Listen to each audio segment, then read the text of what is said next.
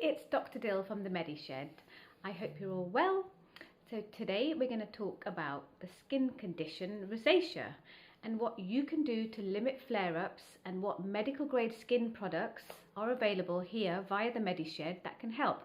Now I'm going to be targeting more mild to moderate rosacea. If you do have symptoms that are worse, it's really important to consult a dermatologist. Okay, so I can go through how to use the products, and also as that can also be a really important factor. So so first let me address exactly what rosacea is actually. So it's a chronic inflammatory skin condition that causes the breakdown of collagen, and it tends to affect women a lot more than it affects men. And it's more common in the Caucasian fair skin type population. However, that's not to say that it does not affect darker skin types too. So actually targeting rosacea is a multifactorial process.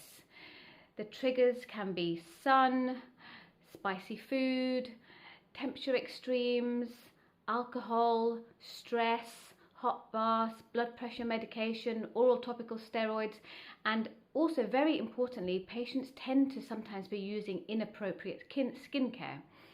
So I think first and foremost, key is patient education, and the patient really needs to be aware of what triggers their skin issues. So, you know, leading to, like, say, compromised skin barrier functions, like you're losing water from your skin. It's what we call transepidermal water loss.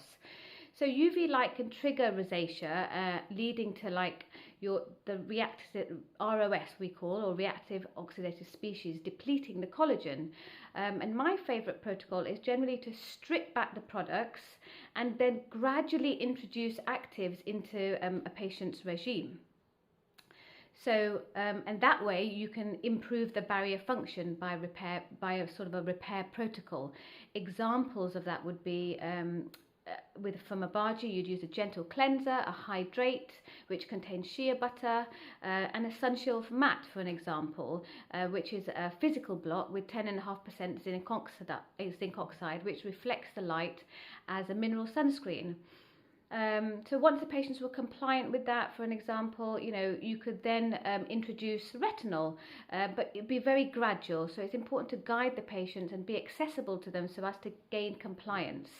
Patients with rosacea can struggle with vitamin C serum, so it's also important to know which products to use, and options available here, for an example, by Skin Better Science, which can be used twice daily, which is also clinically proven to reduce redness within the skin, is the Alto Defense Serum. And if the patient does really well and they're really happy with that, potentially you could even move them up to a 10% vitamin C by Abaji. So yeah, it's all about kind of knowing products and knowing what will work. If I'm using anything from the Zeo Skin Health range, I'd put patients on maybe a redness protocol or a sensitized protocol. But I think it's really important to see an expert practitioner who deals with medical grade skincare, as to know cherry pick what may work for you. You'd need gentle cleansing. You'd need calming toners so that the pH would be normalized of the skin. Within the Zeo range as well, you'd have the Daily Power Defense, which contains time-release retinol antioxidants. So they're really great. And also another main important thing is you'd have to be using a mineral sunscreen. Okay.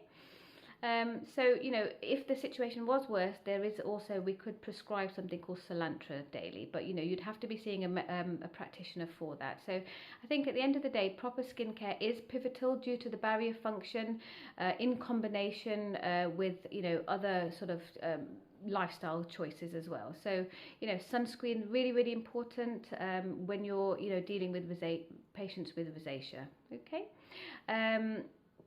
So when patients come here, focus on treatment will be on improving the skin barrier function, so we can reduce the inflammation, control any proliferation of any organisms, restore the immune response by introducing vitamin A, and lastly controlling all the triggers.